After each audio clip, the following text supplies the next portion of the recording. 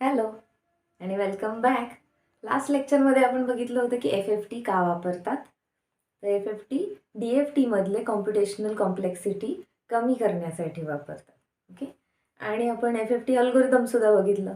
त्याच्यामध्ये आपण हे ग्राफिकल रिप्रेझेंटेशन बघितलं, ज्याच्यामध्ये बटरफ्लाय स्ट्रक्चर आहे आणि हे इनपुट आहे, हे आउटपुट आहे. ओके. सो हे इनपुट वरून आउटपुट कॅल्क्युलेट करण्यासाठी स्टेज बाय स्टेज आपण प्रोसीड करतो, पुढे जातो. ओके. सो प्रत्येक स्टेजला आपण बघू शकता की प्रत्येक स्टेजला, ह्या स्टेज 3 ला किती बटरफ्लाईज आहेत? There are 4 butterflies. ओके. म्हणजे 8 पॉईंट DFT साठी किती बटरफ्लाईज आहेत इथे? n/2 म्हणजे 4. सो जनरल टर्ममध्ये आपण लिहूया n/2 नंबर ऑफ बटरफ्लाईज इथे आहेत. इथे किती आहेत? इथे पण 2 आणि इथे 2. असे स्टेज 2 ला सुद्धा 4 बटरफ्लाईज आहेत. So n/2 butterflies here. आणि इथे सुद्धा 4 बटरफ्लाईज आहेत. ओके. सो ह्या स्टेजला सुद्धा n/2 बटरफ्लाईज आहेत. Okay. So computational complexity DFT मध्ये काय होती ते पहिल्यांदा आपण लिहून काढूयात. कॉम्प्लेक्स मल्टिप्लिकेशन्स DFT साठी किती होते? n square. आणि complex additions for DFT n × n-1. So आता हे कसं कॅल्क्युलेट केलं हे आपण त्या व्हिडिओमध्ये बघितलेलं आहे की हे नंबर्स कसे आलेले आहेत. त्यावेळेस आपण रिअल कॉम्प्युटेशन पण किती करावे लागतील हे सुद्धा बघितलं होतं. बट आज आपण रिअल मल्टिप्लिकेशनवर आणि ॲडिशनवरती कॉन्सन्ट्रेट नाही करणार आहेत.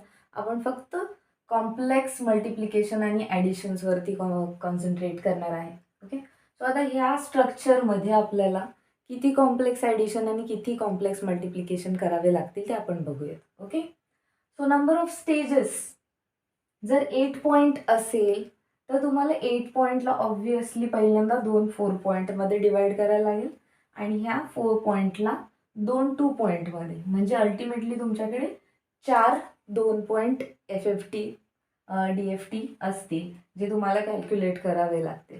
सो ह्या स्ट्रक्चरला काय बोलतात? रॅडिक्स टू FFT. म्हणजेच 2 सम नंबर m. सो 2 3 8 आहे. सो आपल्याला 3 स्टेजेस लागतील. 16 पॉईंट जर आपला इनपुट असेल तर 16 पॉईंट आउटपुट येईल आणि आपल्याला किती नंबर ऑफ स्टेजेस लागतील? अशी अजून एक स्टेज ॲड होईल, कारण की 2 4 बरोबर 16. सो 4 स्टेजेस असतील. Okay. So number of stages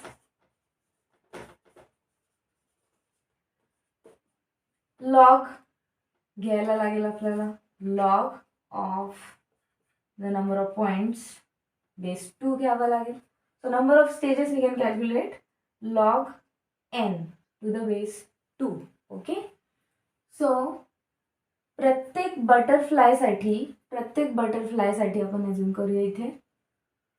इथे एक ॲडिशन आहे आपल्याला करावी लागते आणि इथे एक ॲडिशन आहे. म्हणजे प्रत्येक बटरफ्लायसाठी आपल्याला 2 ॲडिशन कराव्या लागतात. सो प्रत्येक स्टेजला n/2 बटरफ्लाईज आहेत, म्हणजेच किती ॲडिशन कराव्या लागतील आपल्याला? याच्या डबल, म्हणजेच n ॲडिशन कराव्या लागतील. आणि अशा नंबर ऑफ स्टेजेस किती आहेत? log 2n. म्हणजेच आपल्याला टोटल ॲडिशन किती कराव्या लागतील? नंबर ऑफ बटरफ्लाईज इंटू 2, म्हणजेच इथे n into number of stages, म्हणजेच n log 2n. Okay. So आता FFT साठी कॉम्प्लेक्स ॲडिशन्स n हे प्रत्येक बिटसाठी इथे आलेल्या व्हॅल्यूज आहेत. So n into log of n to the base 2 एवढा नंबर ऑफ कॉम्प्लेक्स ॲडिशन आपल्याला कराव्या लागतील. ओके. आता कॉम्प्लेक्स मल्टिप्लिकेशन किती कराव्या लागतील आपल्याला? मल्टिप्लिकेशन कुठे करायचे आहे?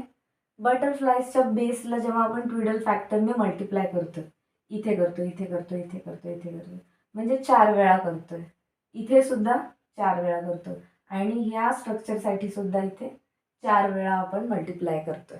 जो नंबर इथे आउटपुट येईल त्याला ह्याने मल्टिप्लाय करणार, जो नंबर इथे आउटपुट येईल त्याला ह्याने मल्टिप्लाय करणार. सो आपल्याकडे प्रत्येक वेळेस जेवढे इथं लाईन्स आहेत त्याच्या अर्ध म्हणजेच n/2 प्रत्येक बटरफ्लायसाठी 1, म्हणजे n/2 मल्टिप्लिकेशन प्रत्येक स्टेजसाठी करायला लागतील, आणि गुणिले नंबर ऑफ स्टेजेस केले तर आपल्याला total number of complex multiplication मिळते. ओके, सो इथे मी लिहिते complex multiplication. So n/2 log n to the base 2. Okay, so log हा फॅक्टर आल्यामुळे इथे कम्प्युटेशन्स खूप जास्त कमी होतील. ओके, सो आता आपण बघूयात की नंबर्स घेऊन कम्पेअर करूयात की रिडक्शन किती होतं.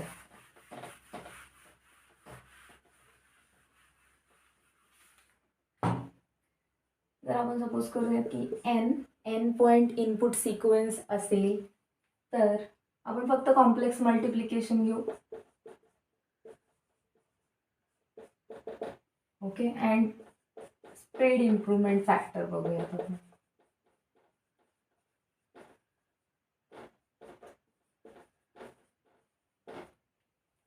कॉम्प्लेक्स मल्टिप्लिकेशन फॉर DFT आणि HFT. DFT साठी काय होते n²,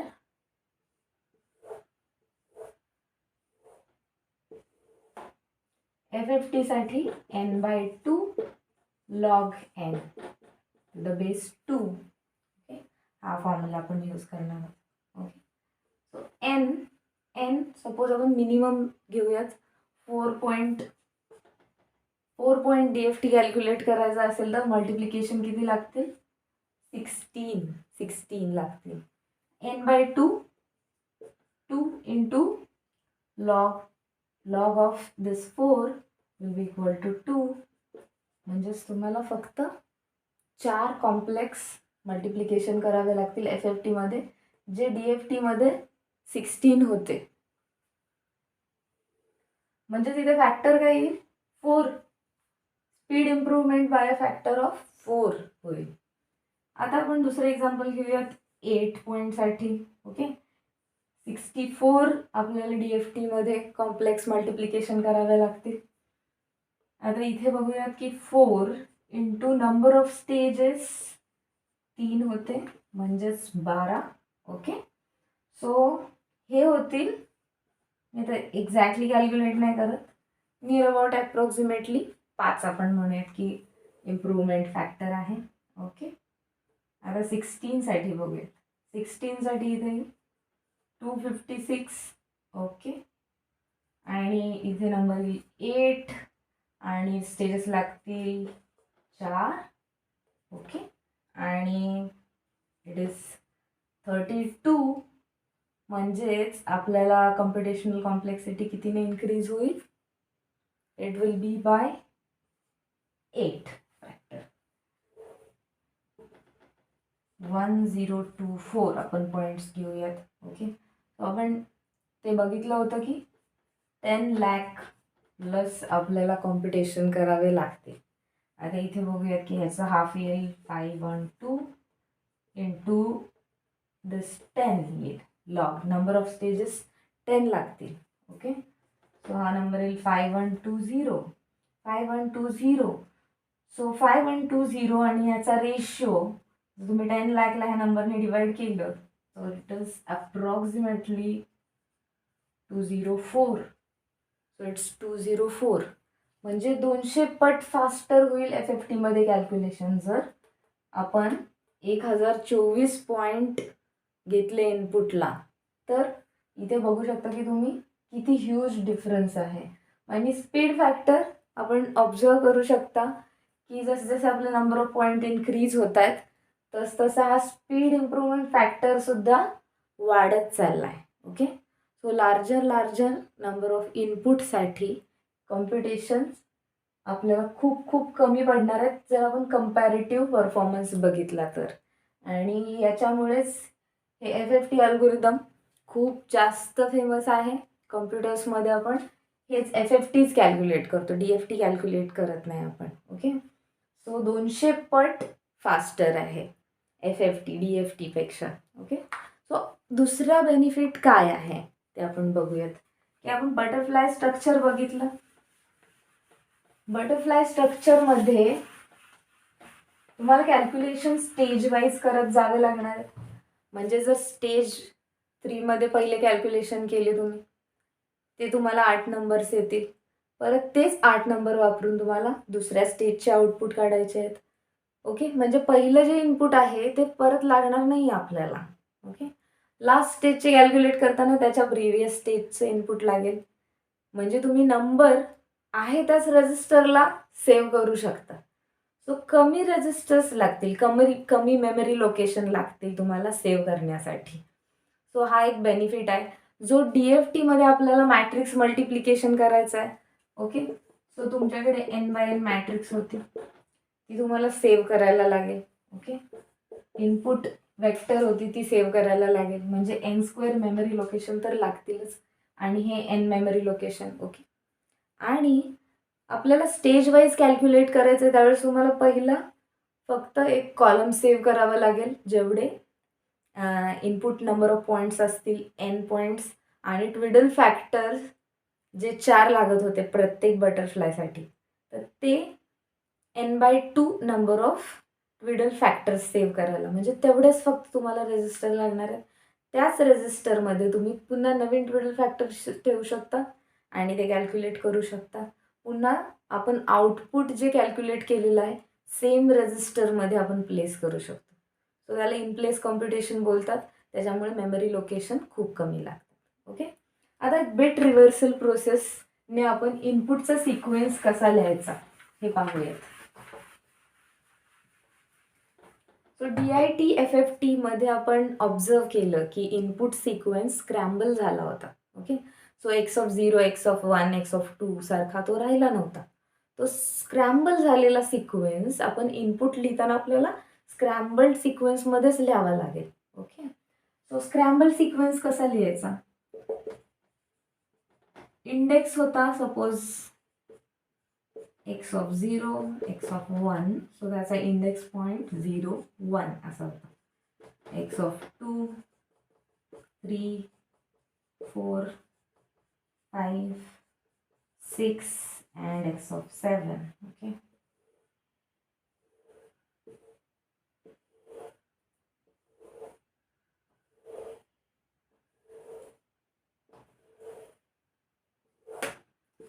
टू 3 4 5 6 7. ओके, ह्याला आपण बायनरीमध्ये लिहूया. ओके, ह्या नंबरला 0 0 0 like this. I write in short 0 1 0 1 0 1 0 0 1 1 0 0 1 1 0 0 0 1 1 1 1. ह्याला आपल्याला रिव्हर्स ऑर्डरमध्ये लिहायचं आहे. रिव्हर्स ऑर्डर ही इकडे आहे तर आपण तिला रिव्हर्स करणार आहे. 0 0 0 1 0 0 0 1 0 1 1 0 0 0 1 1 0 1 0 1 1 1 1 1. सो आपला स्क्रॅम्बल्ड सिक्वेन्स काय येईल त्याला आपण डेसिमलमध्ये कन्वर्ट करायचं आहे नंबरला. सो आपला स्क्रॅम्बल्ड सिक्वेन्स येईल x(0), हा येईल x(4), हा येईल x(2), then x(6), x(1), x(5), x(3), x(7). So हा स्क्रॅम्बल्ड सिक्वेन्स आहे. आपल्याला FFT कॅल्क्युलेट करायचं त्यावेळेस स्क्रॅम्बल्ड सिक्वेन्सच आपण इनपुटला देणार आहोत. जर तुम्ही रेग्युलर इनपुटला सिक्वेन्स दिला तर तुमचं आउटपुट चुकीचं येणार आहे, बरोबर नाही येणार. ओके, तुम्हाला स्क्रॅम्बल्ड सिक्वेन्सच इनपुटला द्यायचं आहे आणि बिट रिव्हर्सल प्रोसेसने तुम्ही हा स्क्रॅम्बल्ड सिक्वेन्स किती पण पॉईंट FFT कॅल्क्युलेट करण्यासाठी यूज करू शकता. सपोज तुमच्याकडे 16 पॉईंट्स आहेत. Okay, so 16 नंबरपर्यंत 0 to 15 you go writing like दिस 0 0 0 0 आणि रिव्हर्स ऑर्डर करायची. ओके, आणि तुम्हाला तो स्क्रॅम्बल्ड सिक्वेन्स मिळेल. सो किती पण बिट जर सिक्वेन्स असतील, किती पण इनपुट लेंथ असेल, तरी तुम्ही same bit reversal process follow करू शकता. थँक्यू.